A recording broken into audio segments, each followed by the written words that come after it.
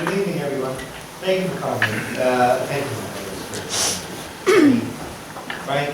Thanks for the invitation, and Peter Brown and David. We had a wonderful conversation with a number of folks last night. They're giving me their thoughts on your great city. They filled me with a lot of different thoughts. So I reflected upon them last night as I was sleeping, reviewing what I wanted to talk about with you today. This is an interesting thing. I don't know if you caught it. I actually found this on the internet somewhere. That this was the letterhead of Mayor Monty. It must have been like in the 30s or something. Is that correct? The ever-changing skyline. And it seems to me that your city is changing, is constantly changing as American cities and American landscape. So I'm going to talk to you about some of my experiences, what I've learned, and share with you some of the work that I've been involved in two, I believe, great American cities. They aren't as large as Houston, but they have many of the same kind of components of place that I think Milwaukee City has. One is Milwaukee. It is a very humid city on Lake Michigan. And the other is Denver, Colorado, which is very dry and not humid at all. But they're both beautiful cities with great legacies of great architecture, great histories of city planning that shaped the public realm, boulevards and parks, and the public amenities in the public realm and the infrastructure of the cities. These are also cities that evolved oftentimes around transit. I'll talk a little bit more about them, but the creation of these centers, these clusters of Main Street, as you might think of them, places where one could shop and live and go to church, go to a bar too late at night, maybe stumble back into the church. You know, these are wonderful neighborhoods that exist in these two cities. And just to give you some sense, just a reminder of your geography. I only point this out because, you know, the thing is, you know, we've had all of these regions, these mega regions as we often describe them. And Milwaukee sits on Lake Michigan, just north of Chicago. And of course we have our west coast. And Denver is sort of right on the edge of the Rocky Mountains, far away from just about everything else. And it's a very interesting place.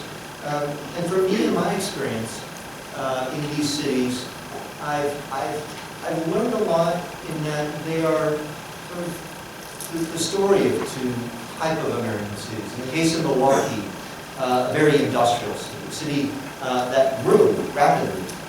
For a few minutes, it was larger than Chicago, for example. You know, a city that was built on industry and that drove significant immigration and the evolution of the culture of city and cultural places. Railroad was a big part of the industrial complex of Milwaukee. And those railroads and those trains went out to Denver. And they created a city. In fact, Denver is a city, you might not know it. If you've been to Denver, you know it as a sort of a pretty sprawling place that is very dependent on the automobile. But it also is a city that once had a significant amount of public transit that shaped the neighborhoods and originally shaped the form of that city. Now, both of these cities also, like most American cities, were shaped significantly by the automobile. This diagram by the French architect Le Corbusier. He was fascinated with cars, and he made these diagrams of the future of the city. So this was 1924, and his idea was 1924, right? So this is before anything like this existed.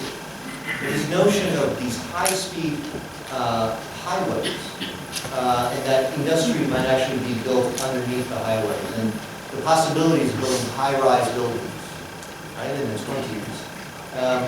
It's very exciting. I don't know how fast a car could go in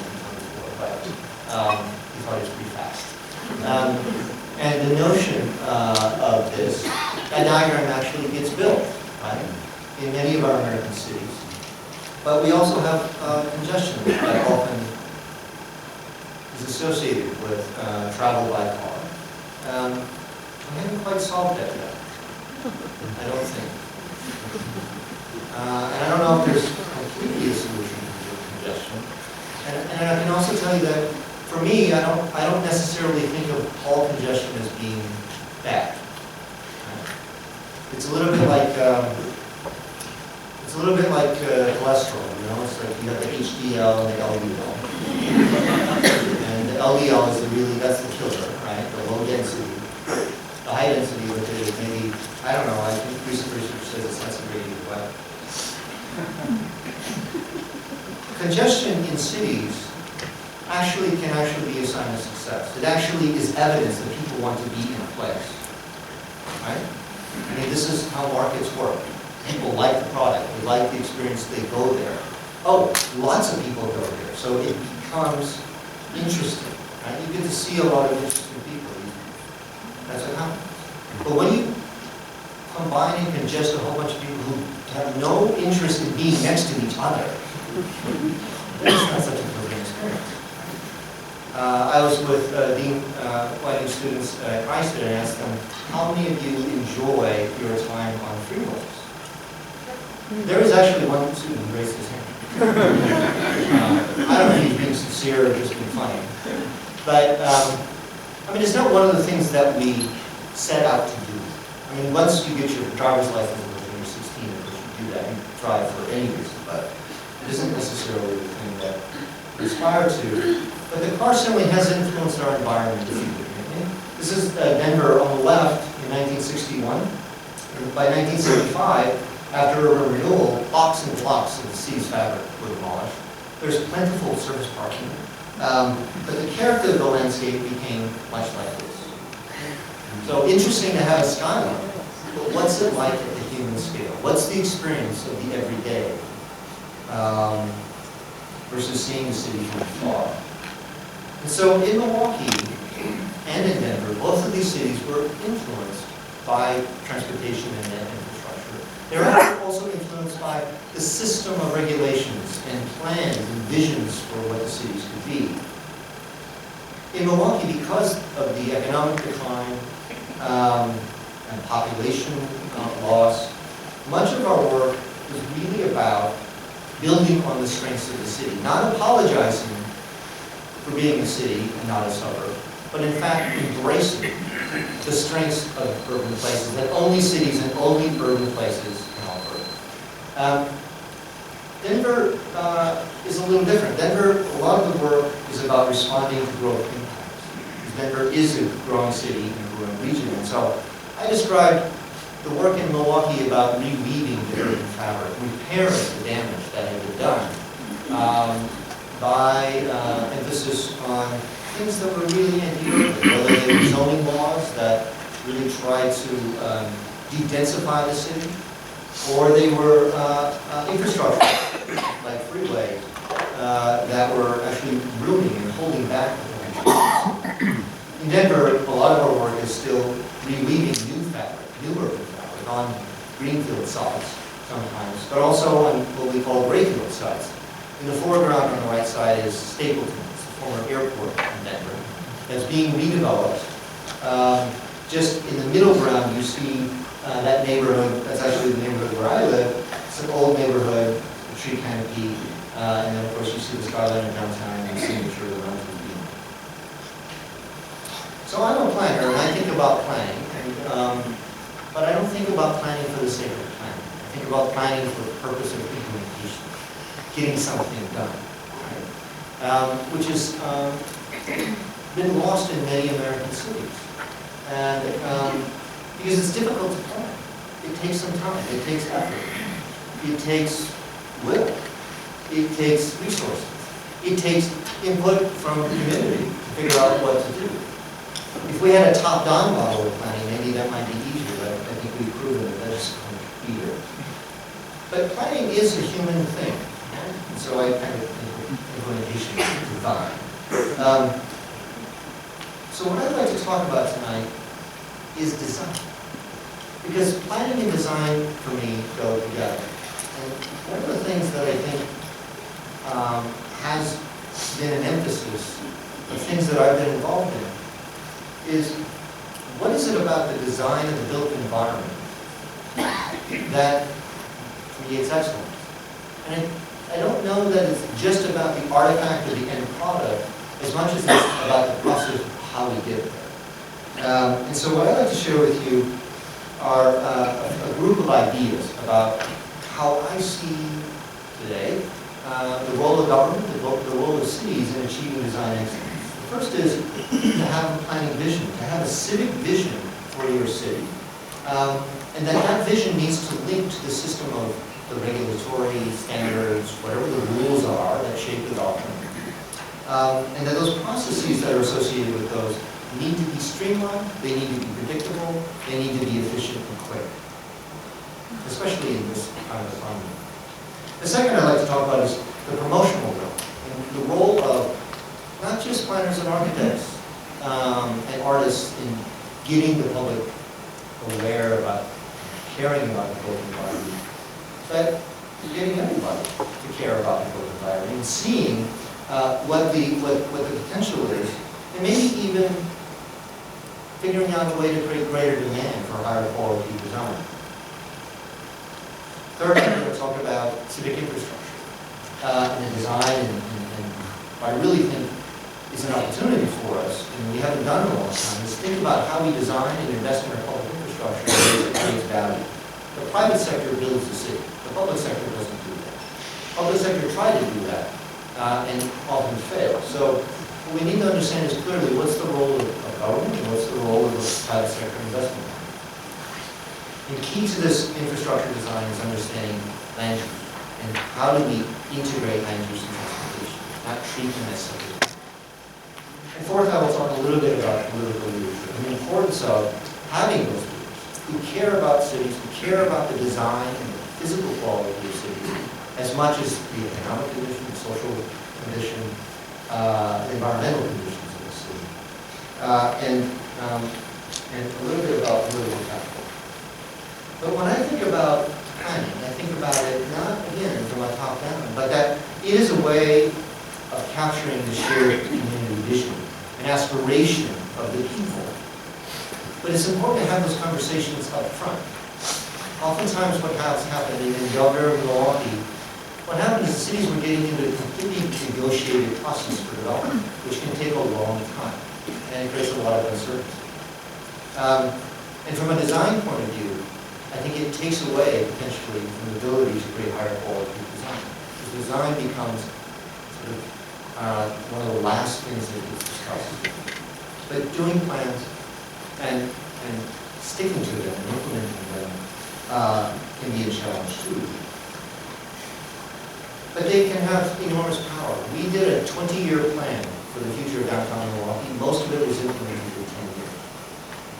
The key to this plan was that we went through a number of public charrettes. We got a lot of people involved in rethinking what could happen in downtown. So that included making downtown, these are old kinds of drawings, but an emphasis on making downtown more walkable. Right? An emphasis on designing streets that would activate sidewalks, and even proposing to take out a freeway and replace it with new development along the river. Okay, these were future visions. Right? We had no budget for taking the freeway down, we did, right? But it was just sort of a discussion at a community level to say, well, what's the future of this city? Which includes cleaning up the river and making an amenity out of it. And so this river walk capitalizes on the natural feature of the river, but in turn then catalyzes new investment and new housing in downtown. One of the ideas was a year-round public market, and that actually got built. And it continues to be this center to feature locally grown, fresh produce, and bring it into the city, make it available. There are cooking classes, there are a whole number of things going on. Okay? So all of these things happen. From 2005 to 2012, nearly $2 billion of development occurred following up with this plan, both public and private investments continuing in downtown Milwaukee. In the plan, we talked about a downtown circular, because it's fairly large footprint in the downtown, and it was important to figure out how do we get people around so they don't have to get in their car, at lunchtime to go the third ward for lunch. And that's actually getting further traction. They ran it for a few years, and now Milwaukee's talking about installing a streetcar. So it's actually getting back to the roots of what formed the place originally. In Denver, there's a plan called Blueprint Denver. And I think it's, for a large city, I think it's one of the sort of more forward-looking plans. It's explicitly about integrating land use and transportation. And it recognizes that the city of Denver will grow, the region will grow, and what do we do? The boundary of the city is fixed. It's not going to grow anymore. So what's going to happen? The city will further densify, right? Now, working in government for nearly 20 years, I learned that you don't go to a neighborhood meeting and say, hello, I'm from government, I'm here to help, and we're going to talk about adding density to your neighborhood. It's just not a popular opinion, but it's a fact. And so what Blueprint Denver is about is identifying areas of stability and areas of change, because what was going on is a lot of scrape-offs or tear-downs were happening in older neighborhoods. Folks and neighbors were getting all worked up about it. Oh, we're losing our neighborhood. And then other parts of the city, we're not seeing really enough development. So the areas in red are downtown, parts of the city that have never been built out, further to the east, and former industrial areas or commercial corridors where there were a lot of vacancies. And it was just a way of saying our priority for development is in these areas in red. So if you're a developer, look at the map in the areas here, because that's where we really want to see development happen. The problem was the city's regulatory system, including the zoning, wasn't set up to facilitate the development. It was a vision that said we wanted to go there, and then the developer comes and says, great, I'm ready to go. And they said, oh, yeah, you're going to have to rezone that. And, we don't have any infrastructure there. And, right, so it's an idea, it seems like a reasonable idea to accommodate more growth. But you got to figure out how to do it. But Blueprint Denver, I think, is important in that it was the effort of thousands of people throughout the city involved in defining that vision for Blueprint. And also that it promotes the preservation and creation of urban places. And there are a whole number of activities associated with implementation of Blueprint Denver. But it's focused on land use and transportation diversity, building on the existing patterns and context and value in the context of the built city. A focus on the public realm of streets and blocks and squares, looking at the public aspects of private buildings and the qualities of design of those buildings and what they contribute to making places that are walkable and to capitalize on our transit investments. Implementing Blueprint Denver had a whole bunch of different activities, including this was the Mayor Hickman's group. I think this was one of our sustainable, our Green Print Denver efforts. There are a whole number of things that were associated with this. The important thing about this is when Blueprint Denver was adopted, the Land Use Committee in the city, the City Council, took on the name of Blueprint Denver Committee. So anything related to development of the city was associated with this plan. And that way of messaging expressed a commitment, but it also kept the plan in the hearts and minds of people. Redoing the zoning code in Denver, I know you don't have zoning code, but you do have regulations. Right? Denver's zoning code, I'll tell you this, basically, Denver's code, like Milwaukee's code, like Cleveland's code, like I'm working on LA's zoning code right now. Fundamentally, these zoning codes were from a different era. The set of regulations were at a different time when we thought of cities very differently. This notion of urban renewal, clearing away the old, decrepit stuff and replacing it with shiny new things, was the fundamental basis of many of the regulatory schemes that are still in place in many cities. So this was the vision for Denver, right? Actually, nice color composition generally. But what you see is a bunch of towers rising out of these in these downtown areas. If you move in a little bit closer, this is an area called Lodo, Lower Downtown. It's a warehouse district. This is Union Station, and the vision was to clear it all away and tear it down, because who would want to what would you ever do with an old decrepit warehouse building? Well, actually, smart people figured out that people really like these old buildings. They have incredible value.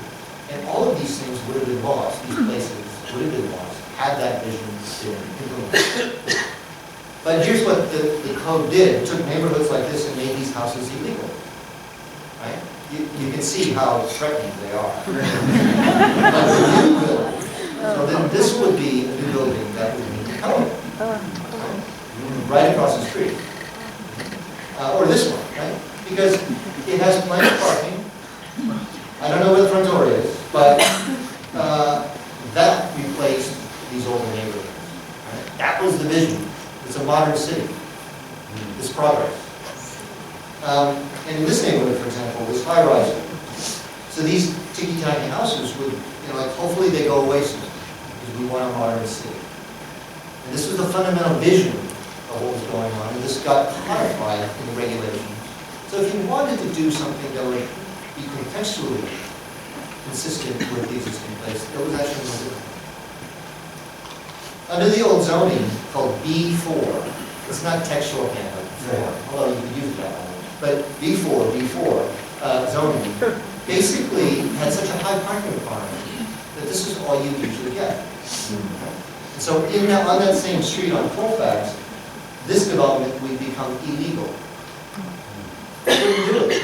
You couldn't do it. Right? They become all non-conforming. I call it the planner's for employment. To make everything in the city illegal so that to get a permit to do something, you have to go through some big bureaucratic series of steps. So, coupled with something called floor area ratio, or FAR, do you have that? No, it's like I'm speaking foreign language here. But basically, conceptually, the idea of these kind of density controls and parking requirements, the building at the top became illegal, but the building at the bottom, you see the building at the bottom? The building on the bottom meets the law. Right? And so this was shaping the city that people didn't want. So we created something called Main Street zoning, which defines where do you put the building. Right?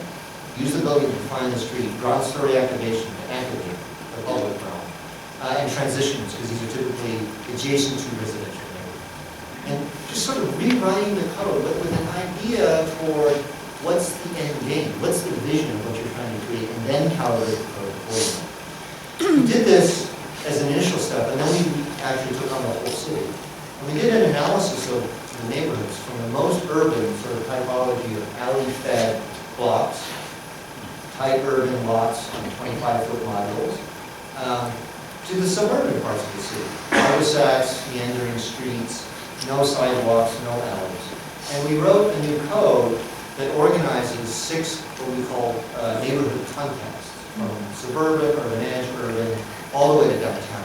So essentially, this set of codes recognizes the vision of what these new areas could be, but also captures the character that many people care about in terms of how they see their neighborhoods being defined. Because what happened in the past was there was a one-size-fits-all to the regulatory system. That really didn't match up with me. And one of the things about this is it also moved from a very word-intensive kind of approach to something that we describe as form-based, where we use more diagrams of building and building forms to explain the basic dimensional requirements of buildings. And the focus here really is on the building's relationship to other buildings and building's relationship to streets. And it's a very simple kind of 2-page layout rather than reading through pages and pages of the zoning code. It's a big code, but it's a big city and there's a lot of variety. But when you know what the building is that you're doing on your site, there are only actually a few things that you need to look at. And the idea here was to actually regulate as little as we could. Right? Just regulate the basics and then get government out of there. So a lot of people think zoning is too restrictive or that form-based is a very inflexible approach, but really the idea here is that you have a clear set of regulations that I know what the person across the street and next door to me can do with their land. And that actually is kind of useful from an investor point of view, where they're paying. But within it, there's a lot of flexibility of what can be most modern, to maintaining the historic quality of places, to allowing for new architecture and new forms. So it's not about locking in any architecture style. It's really about recognizing the varied scale across the city as you see it, and accommodating a whole variety of patterns and a whole variety of buildings, with a priority on the physical form, the resulting physical form of the city. The second thing I talk about is the promotional work. And this is largely coming from a government perspective. I don't believe you can regulate good taste. And I think that there are places that, as there might be a rising demand, cultural demand for better design in a community, what often happens is there's a tendency for the response of the government to write more standards, to create more guidelines, to create more processes for review. And it may sound correct to do that, but at the same time, it can actually work against you in terms of achieving the quality that you're looking for. So one of the things that we started in Milwaukee and continued in Denver was something called the Mayor's Design Awards.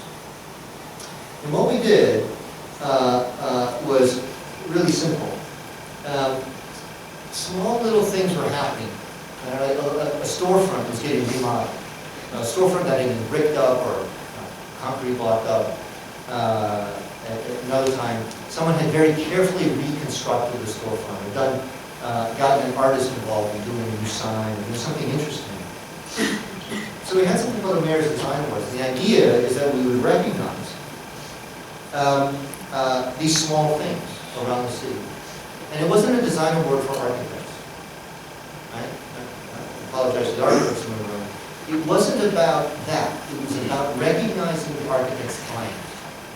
And sometimes some folks didn't even have architects, right? It was like, oh yeah, my son was an artist, and he made this beautiful design for our restaurant. And the idea here was, and we did it with the university, and we hosted a reception at the university, at the School of Architecture, at the University of Wisconsin, and the mayor hosted this reception with the dean. And you had families, come in and they just thought they were putting out a new sign for the restaurant, and they got invited. They probably would have never set foot in the architecture school otherwise. And they get recognized in the ceremony with the mayor. And it's a really interesting way to foster a conversation about design in the community. Not among necessarily the people who care about design, right, already. Right? And it's not like architects needed more award programs. But, no, I mean, it was about having a conversation with the people of the city, not with just the design community. Right? Changing who was talking about design in the city. And so you would get a little plaque, and so you walk into these businesses, and the first dollar that people put in the frame right next to the mayor's design award was proudly displayed next to the first dollar. There was an inner city neighborhood in Milwaukee. We gave an award to. It seemed like each year there was something noteworthy. And the 5th year that we ran this, all of the businesses came and supported each other on Fleet Street. They were all so very proud of what each of their businesses had done. One was a children's bookstore, one was a CPA's office, a whole range of things. But they were very proud of what they did, and the mayor recognized it. I noticed that this continues in the next administration, and so this image is actually, here's what I actually love about it. You can see it's very politically correct. The way that they list the winners now is that there's a winner in every aldermanic district. We didn't do it that way before, right? But I'm pretty sure what happened over time is certain aldermen were saying, hey, how come nothing in my district never gets an award? So, okay. See, to me, that's some evidence that this continues. And there's some interesting things that are happening. It's just the winners from last year. One of the early winners, the very first winners, was this coffee shop called Voltaire Coffee. And they continue to do interesting things. I mean, I love it. It's a bike parking, it's a bike corral. outside the front. This is also one of the first places that we announced legalizing outdoor street cafe in Milwaukee. It had become something that required an act by the whole city council to approve getting a table of on sidewalk. So we changed it. And in Denver, we carried it through and it continues, and here's Mayor Hancock drinking beer and riding a bike. I don't know if that's legal. But recreational marijuana is legal now. There you go. When we think about it, this is our infrastructure. Our taxpayer money goes into maintaining our infrastructure. And I think this is a place where we can be very demanding about what it is.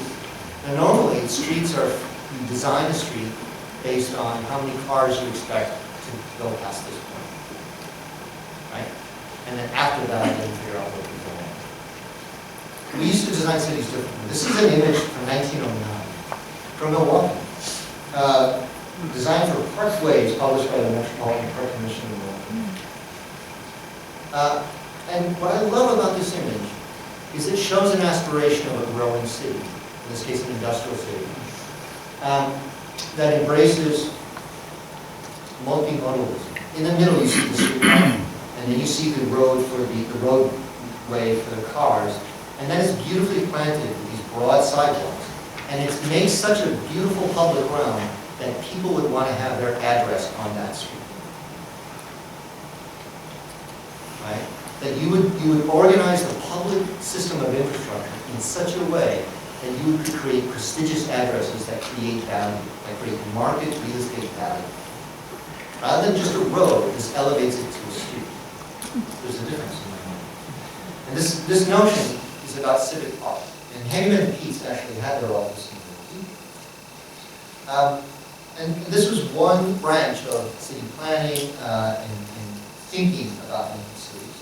Henry Ford had another idea of how to fix a city, solve problems, so that leading. Worked really well for Detroit.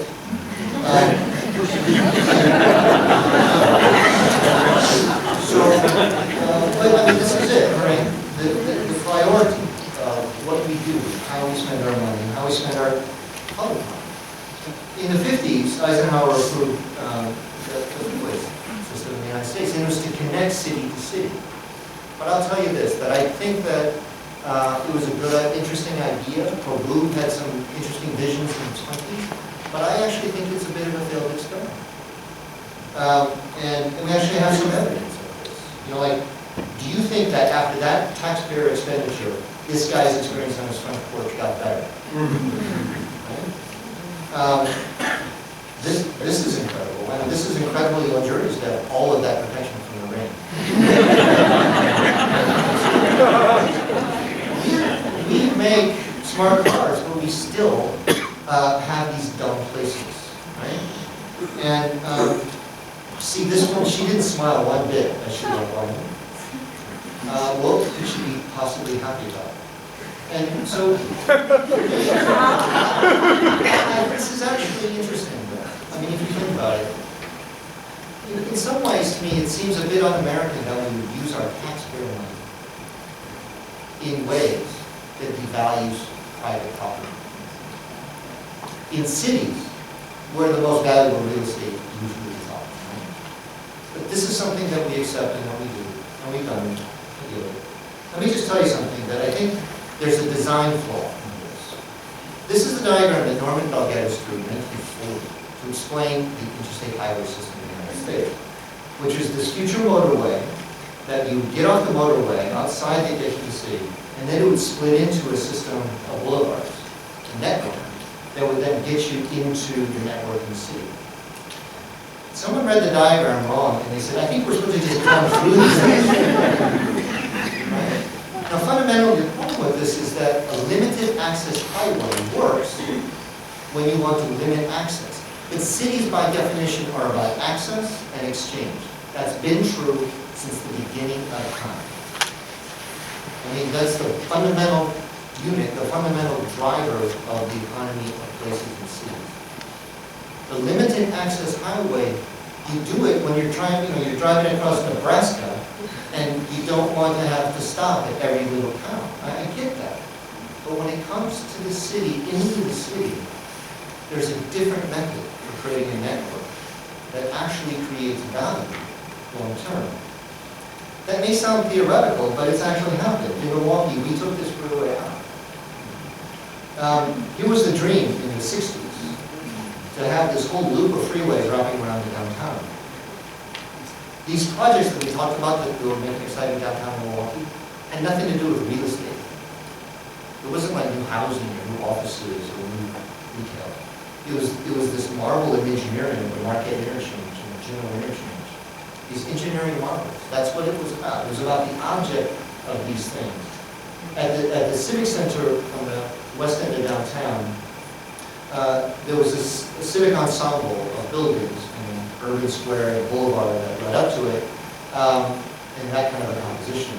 When the freeway came in, they totally removed that public square in front of the county courthouse, sunk in some tunnels, and built this grotto-like huge parking structure. And so basically, unless you know what you're doing, it's quite possible that as you're navigating in the streets in downtown Milwaukee, if you go into that hole, you will be on your way to Green Bay, Wisconsin.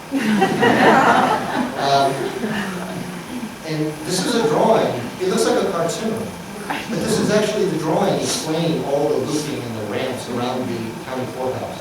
I think it's incredibly ironic that the county courthouse, a building that takes on this architecture that's to be representative of democracy and people, is wrapped around by it. Like, you can't walk to this building. It's like a noose around the county courthouse. At the lakefront, the idea was to create this elevated freeway along the lakefront between downtown and the lakefront. So there was this lagoon, this beautiful drive, and that was the idea. It didn't happen, by the way.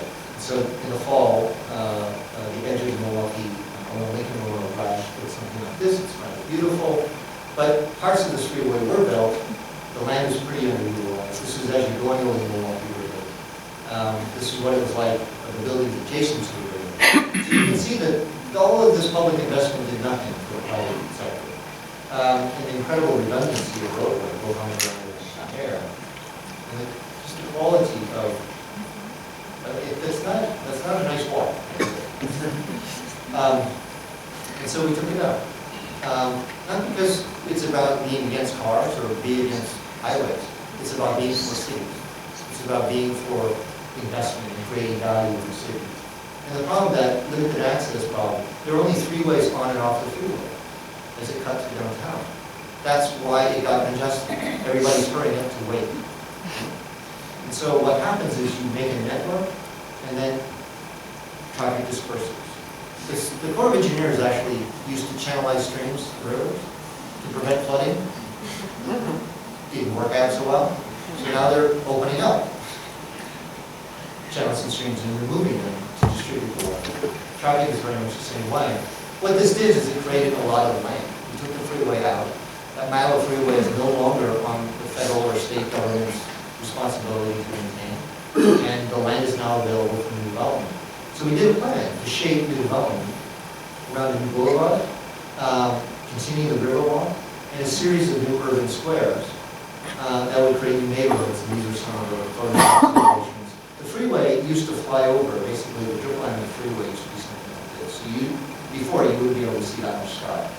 So we did images like this to show what could happen. Here's where the freeway, as the boulevard was coming in, the freeway basically used to fly over right here. And here's an image of what could happen there in the middle of the square. That's the freeway being ground up and being reused. But the drip line of that freeway used to be pretty much about 3 stories. So this idea of taking out the freeway was about creating a gateway in downtown, improving access. Take the freeway out, and access to downtown gets better. And it's about development. So it's about improving access and creating more opportunity for investment in the city. Now, that was the service function brought on the river, the environmental nightmare, and the incredible underutilization of land. And what's happened in Milwaukee is the Riverwalk has been completed and continues to drive the investment. So we would get stories like this: downtown offers an escape from suburbia.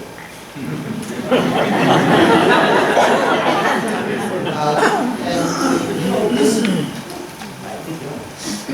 look, from Milwaukee, for someone to write that is huge. It's a huge idea. That people would think of downtown as our world. And so there's a whole number of new projects that are continuing to go on. And I would describe to you, like, this is the market energy. This is like some of the things that Frank showed me today. This is like nothing compared to some of the flyover we have here. But at the time that this was being reconsidered, it was something like $5.5 billion. By 2020, the traffic would be more jammed than ever. Now, this is how good planners are. We can actually figure out when the things that we design will fail. Right? But if this were my investment portfolio, I think I would change my broker. I think I want my money to go somewhere in a way that's going to be more valuable to me in the future than less valuable to me. And yet we continue to make these decisions. We know that they don't work, but we still keep hoping that if we build more freeways, our life is going to get better. And I'm just here to say that I think if you remove the freeway, this city can get better. This is a drawing from my friend Ian Lockwood, who's a transportation engineer and a cartoonist. And so he was going to describe this the thing and the intentions of that. There's a report, if you're interested in this stuff, there's a book by the Institute for Transportation Development Policies for the Life and Death of Urban Highways, and they look at cities around the world that have taken freeways out, and or also cities that are thinking about it. And there are a lot of them, as it turns out. What's important here is that, again, it's possible.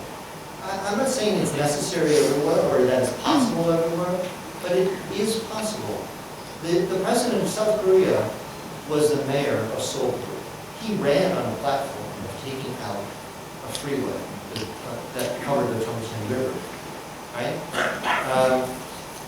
He became mayor on that platform, and then he took out another freeway in downtown, and it created a whole movement of river revitalization in Korea. And then he became the president. So I don't think it's necessarily political suicide to suggest this conversation.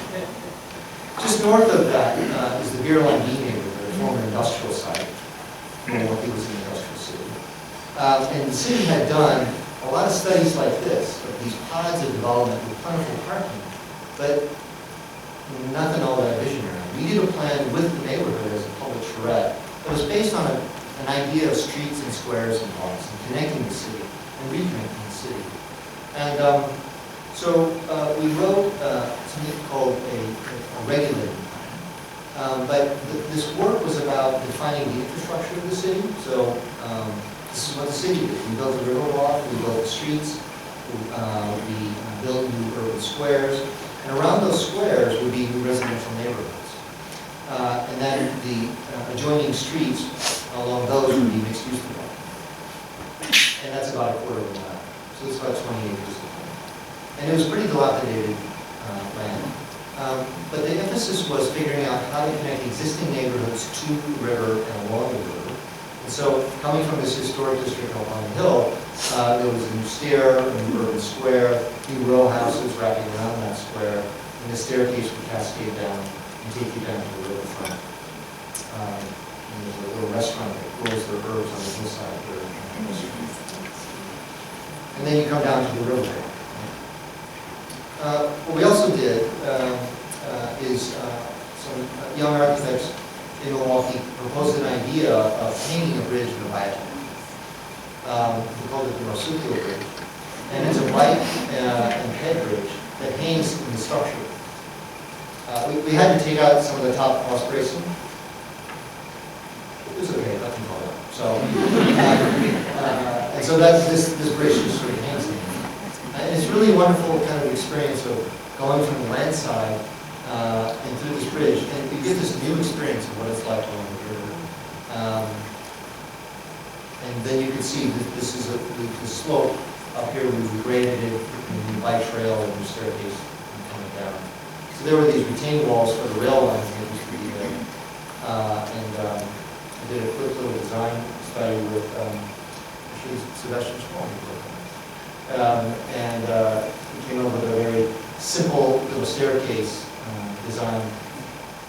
that looked a bit like an industrial artifact of the place, but was a thoroughly modern kind of design, and gave you these really fantastic views of the downtown. Even dogs like it. And, you know, and here you can see that on social vision and but this was the city. I mean, we were thinking about the infrastructure. What could happen if we were to make new parks? Here's the Milwaukee Road Club, which was here, it was sort of run down on a metal pole barn. And so we worked with a group that, the Children's Audio Association, and they ran an inner city after school daycare after school program. And so the developer and the Milwaukee Rowing Club got together with the city. We created a new building, which is kind of, you can see it's sort of tucked under. Here's the river level. The building's sort of tucked under. That's what I used to look like.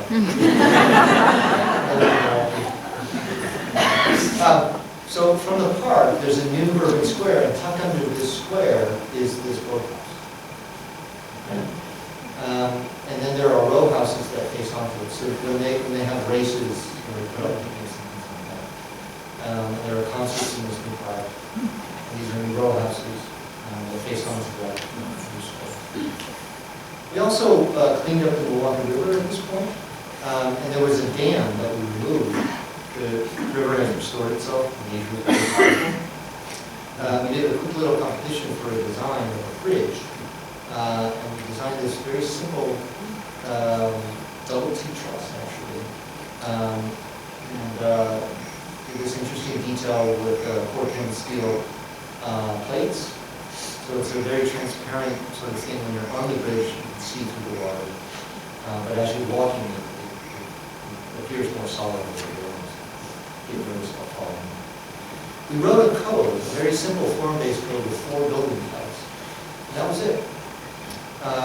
And I mean, this is kind of all you needed to know in terms of figuring out how to design a building. And then we sold the land in as smaller pieces as we could to create as much competition. Rather than selling to one master developer, we had multiple developers involved on the site. And so they all had their take on what the market would be: single-family, duplexes, row houses, apartment buildings. They could do whatever they want within the code, but to their own take. And some took on more traditional styles of architecture, some did more modern stuff, some did some mix of things. But what happened is, the experts said nothing like this would work. And we said, well, you're only saying that because as real estate experts, you work on cars. And there's nothing like it, so of course you don't think it's going to be comparable to Paris. But it worked tremendously well. And it developed much faster. And some very interesting things, like these are these single-family houses on mid-tier of the park. So that we were just standing there. These are single-family houses. They share this lane. The garages of these row houses, the garage is on the top of the house. So you enter on the top of your house and you go down. And then there's a stoop at the street level. So you come in this blank wall condition. There's activation at the street level. And there's a garage. And then, you know, like, this is possible. It's a little crazy, a little unusual, very creative, really quite beautiful design. And because the code allowed it, and it wasn't something that the code was really restricted. But what this did is, and there are some old articles that you can read about it. The developer's response to this was one where they just said, this was a great experience for them because they didn't have to worry about negotiating the zoning or the entitlements or anything. They just needed to design good buildings. The city would choose them to be the developer, and then they would just do it. And it's been a very successful design. Now, just moving to Denver on the infrastructure side, we have fast tracks. It's a $6.5 billion public transit expansion. And the idea and the aspiration is to build out this transit system. Light rail, BRT, commuter rail. It's 6 new lines. Denver has 40 stations, or 30 of which have development potential. And I see this as sort of a fundamental opportunity to reshape the sprawl auto-oriented growth that Denver has seen in the metro region. and build more sustainably. It doesn't guarantee it's going to happen just because you build a rail. And I'll explain to you why. We did something by identifying the station area topologies. Not each station is going to be the same. Some are going to be employment centers, some are going to be entertainment, some are going to be very dense and residential. So there's a variety of types. So we set out to create a strategy of types. And then looking at the stations, these circles represent a half-mile radius around each of the stations. And this is the density of residential currently. You can see they're very low density with regards to job, they're very low density. So that areas of change that I talked about earlier, the idea, the vision is, let's direct the new development to these places where we're making these public investments in public transit, and channel that growth to those places. And that's exactly what's going on now, what's happening. It's about adding choices, right? We don't actually think that we can build our way out of congestion. It's just not, that's been proven. Adding lanes to highways doesn't solve congestion. In fact, it actually induces more congestion. This is about adding choices, and that seems to me a very American notion. That we would add the choices that people would have and how they would develop the city. This diagram shows the original streetcar lines in Denver, and these are all over to low-cost and very desirable, still desirable neighborhoods around Denver, because they used to be around streetcar. So this is an idea focused on integrating land use and transportation. And the planning that we do for these sites is focused on connecting and reurbanizing the city around transit. We do these kind of plans that focus on the public spaces, the quality of experience of those places, and the public one. And then who develops these and how they're going to develop over time, it's going to be much different than that drawing. It's not that much of it. It's about the urbanism that the code captures. And so we look at this notion of transit-oriented development as an opportunity. It's not a given. I always tell people Union Station, this is our Union Station in Denver, it still exists. It wasn't torn down like any station West End. And in fact was the original TOD, actually creating the city. And the reason for the city being here. And the land around Union Station has been redeveloped. Here's the plan for it. It's one of the densest places in the state of Colorado. Union Station is one of the most complex projects I've ever worked on. Here's the original historic train station. And this is where the commuter rail and the bus and the light rail all come together in one place in downtown. 2 blocks away from Coors Field and a few blocks away from Sports Authority Stadium in Broncos. Just lost. But it's a very complicated urban development, but one that will help us channel this new growth that is coming to Denver and direct it and give greater certainty to investors and actually build the economy of the city. This is actually being built as an event stacks. So there's a company called Viva, and their world headquarters, they decided to be right here. And that's the building when they're building it. The opening day of the light rail relocated position, and this is the Viva's headquarters. So for them, it was a choice to be part of the future of the city, to be near the transit. And this is a pretty big commitment. Lastly, I just want to talk a couple minutes about political leadership and the importance of political leadership. I do think that mayors have a great opportunity, and local government has the greatest opportunity to change the future of our country. More than governors, more than anyone in Washington, quite frankly. We've got a lot of great mayors around the country. I work for John Roberts. He's now the president and CEO of the Congressman of Urbanism. And just to give you an example, you see this high-rise building? This is on a site that is 90 feet by 110 feet. It's a very small site. I don't have the before picture, but it used to be a right-turn bypass. You know what right-turn bypass is? Anybody? For a flow of traffic. And so there's this little pork chop island.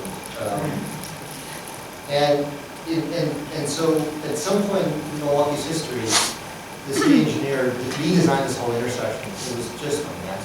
And it had this right-turn bypass. I said, that's really dumb. This is an incredible piece of real estate.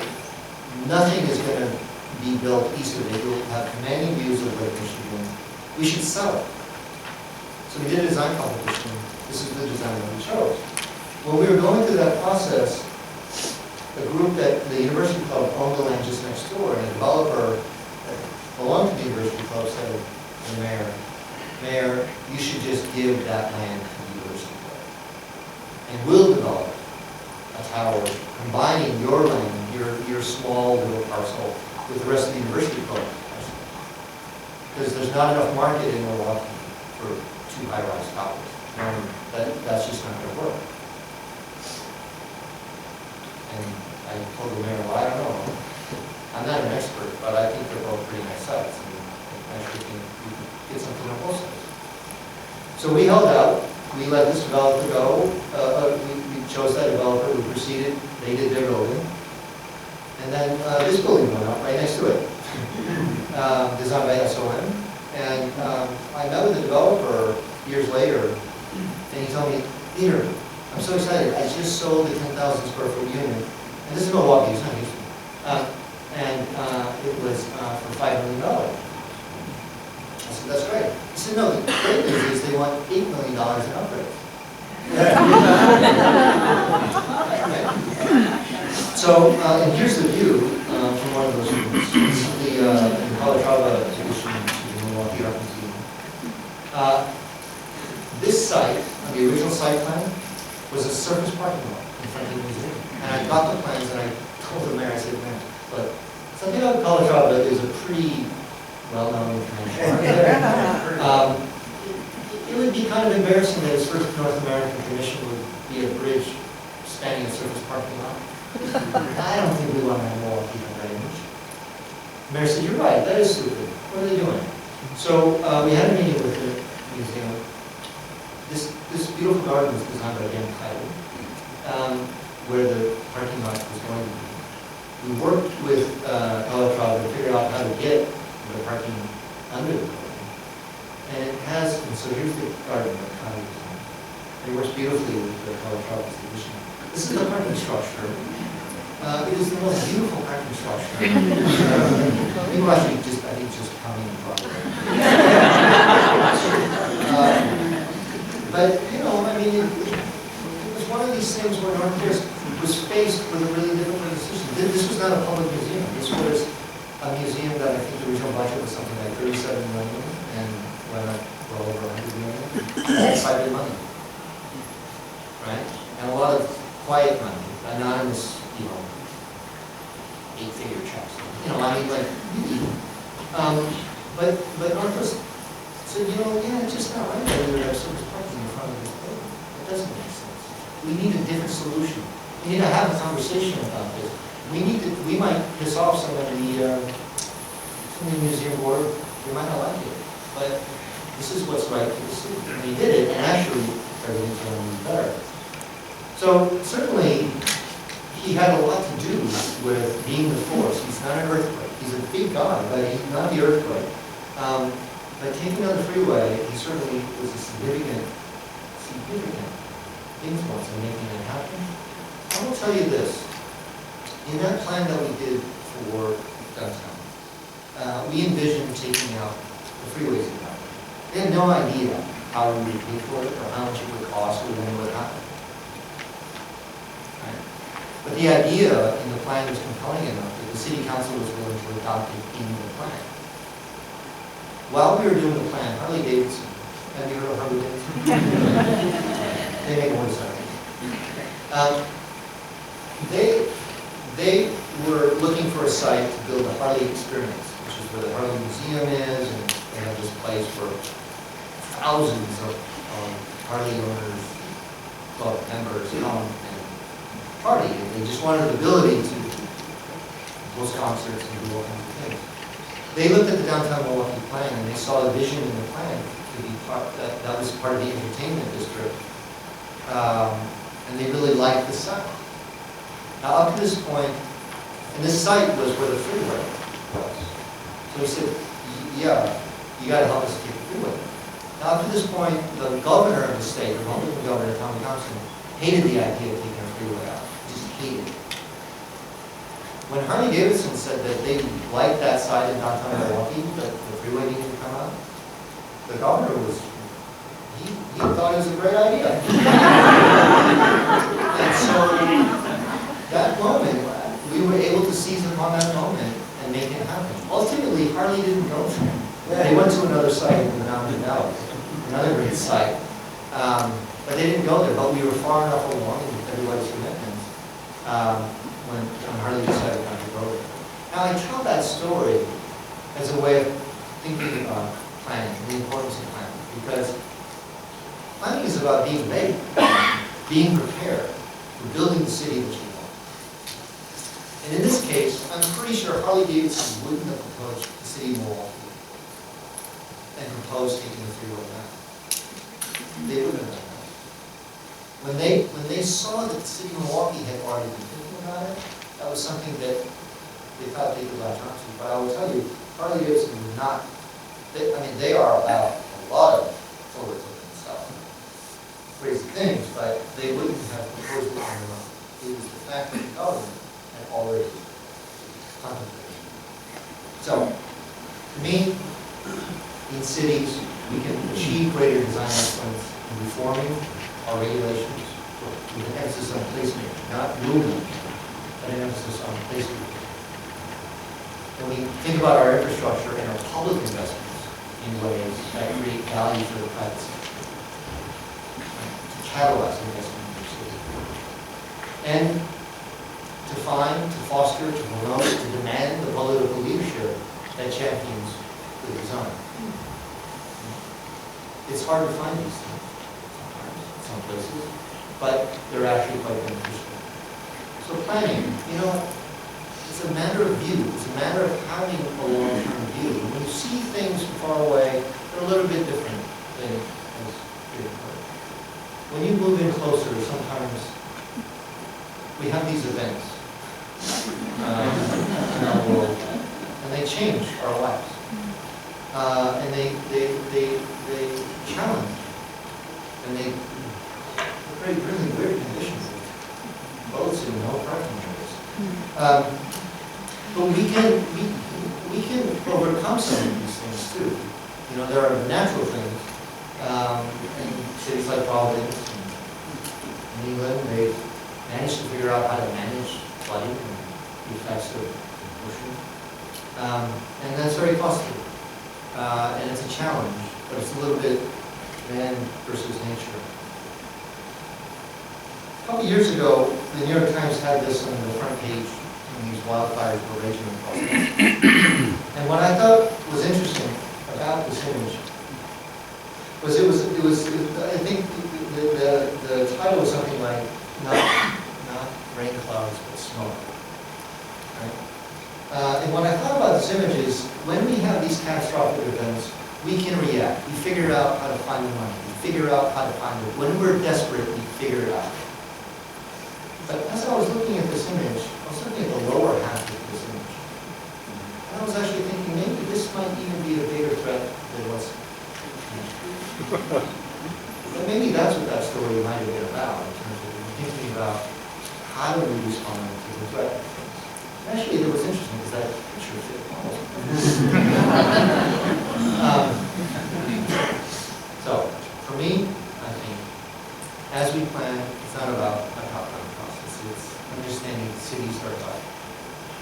We plan our cities, we make our cities for people. Design matters. And how we create the processes, how we create the standards and the regulations that shape the built environment. I think it's a very important thing to think about that environment as first, and then calibrate standards to get the environment that you want. And I think especially today, it's becoming much more known and popular in terms of discussions about sustainability and sustainable world, what development has to do with that.